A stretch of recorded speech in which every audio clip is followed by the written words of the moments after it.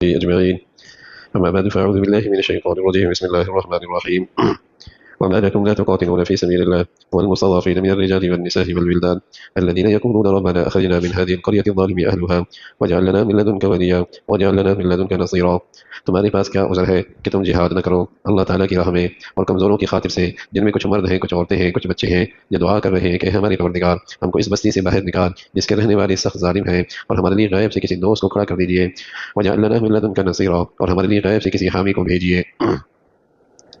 اللہ تعالیٰ کی طرف سے جہاد کی ترغیب ہے، دعوت ہے کہ جب جہاد کی وجہ بھی موجود ہو اور اس کا داعیہ بھی موجود ہو پھر جہاد کیوں نہیں ہوتا۔ اور تذکرہ فرمایا کہ جب مسلمان کسی بستی میں، کسی ملک میں مظلوم ہو اور ان پہ ظلم اٹھایا جا رہا ہو اور ان پر تشدد ہو رہا ہو، قتل کیا جا رہا ہو، قید کیا جا رہا ہو، اور ان کے لیے وہاں سے نکلنے کی کوئی شکل نہ ہو، تو پھر مسلمان ان کی مدد کے لیے کیوں نہیں کھڑے ہوتے؟ پھر مسلمانوں کی ذمہ داری ہے کہ جو بھی ان کی مدد کے لیے بن سکتا ہے ان کی مدد کرے۔ جہاد کی کئی صورتیں ہیں۔ ایک صورت یہ ہے کہ براہ راست دشمن کے مقابلے میں کھڑا ہو، ایک صورت یہ بھی ہے کہ ان مظلوموں کو مدد نکالنے کے لیے کوئی بھی طریقہ اختیار کرے اور ان مظلوموں کی مدد اور نصرت کے لیے کوئی بھی شکل اختیار کرے۔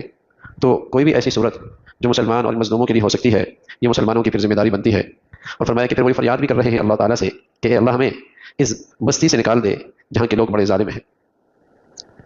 اپنا ملک ہوتا ہے اور وطن سے ایک فطرتی تعلق ہوتا ہے، لیکن اگر کسی وطن میں ایمان کی حفاظت نہ ہو تو پھر وہ وطن رہنے کے قابل نہیں رہتا۔ وطن سے تعلق، وطن سے محبت، یہ انسانی فطرت ہے۔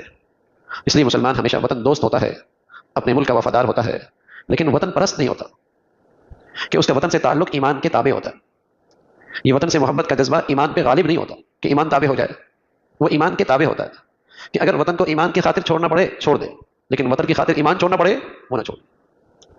آج امت میں یہ بڑا فتنہ ہے وطن پرستی کا بھی، کہ چونکہ یہ میرا وطن کا ہے چاہے وہ ہندو ہی کیوں نہ ہو اس سے تعلق تو ہے، اور چونکہ یہ میرے وطن کا نہیں ہے چاہے وہ مسلمان ہی کیوں نہ ہو اس سے نفرت کی جاتی، اس سے نفرت اس لیے کی جا رہی ہے کہ چونکہ میرے وطن کا نہیں ہے، چونکہ یہ میرا ہم وطن نہیں ہے۔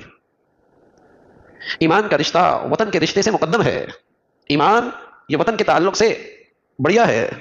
اس لیے رسول اللہ صلی اللہ علیہ وسلم کو اپنے وطن سے بڑی محبت تھی، مکہ مکرمہ سے۔ اور جب ظالموں نے نکالنا چاہا تو آپ ایک پہاڑی پہ کھڑے ہو کر کہنے لگے کہ میرا جی تو نہیں چاہتا یہاں اس کو میں چھوڑوں، لیکن یہ ظالم رہنے نہیں دیتے، تو آپ نے وہ وطن چھوڑا ایمان کے خاطر، اللہ کی رضا کے لیے۔